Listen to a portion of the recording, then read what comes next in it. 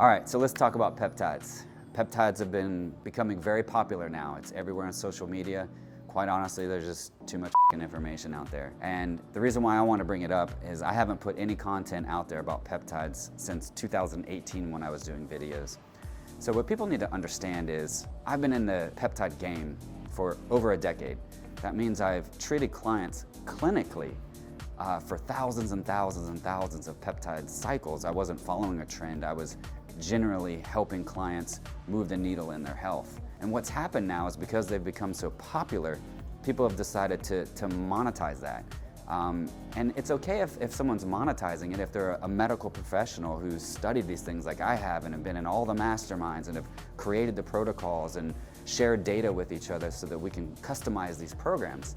But the problem is now anybody thinks that they're a peptide expert, but what they don't have is the clinical experience.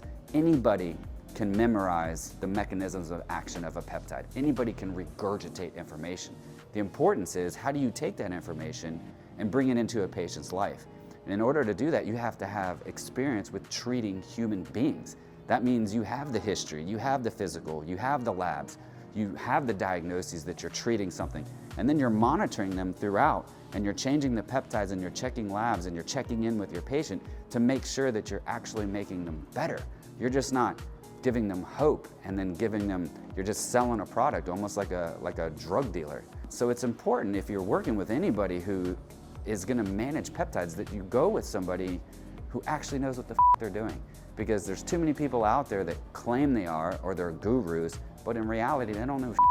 Compounded pharmaceutical grade peptides versus research grade peptides. So all the talking heads out there that are selling research grade want you to believe that they are safe. But the reality is they are not safe, and it's not necessarily legal, and honestly could be very, very dangerous. So why do they call them research? So that particular framing of words, research grade, not for human consumption, is very important, because what that means is it removes them from any potential liability. So if somebody gets hurt, if somebody has a problem, if somebody gets sick, if somebody dies, and they say, who am I going to hold liable for this? You could call that company and they'll be like, hey, we said on the bottle it's not for human consumption.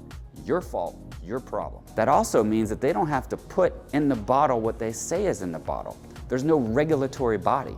So they can say that it's sterile, they can say that it's been third-party tested, they could say anything they want and then put sand in it. That's the reality, is there's no accountability. There's no board of regulators over them like the FDA or a pharmaceutical board, or for me, a medical license and a medical board. They have none of that. So no liability, no accountability, do whatever they want, sell you whatever they want, give you marketing hype, give you a product to make hundreds of millions of dollars off of people just like you, thinking that you can cheat the system and get a cheap research grade. So do your due diligence. If you can go online and you can point and you can click and you don't talk to a medical provider, you get no labs, there's no history or physical or symptoms taken, you're buying research.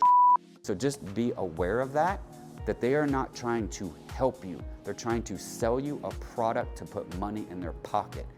Period, point blank.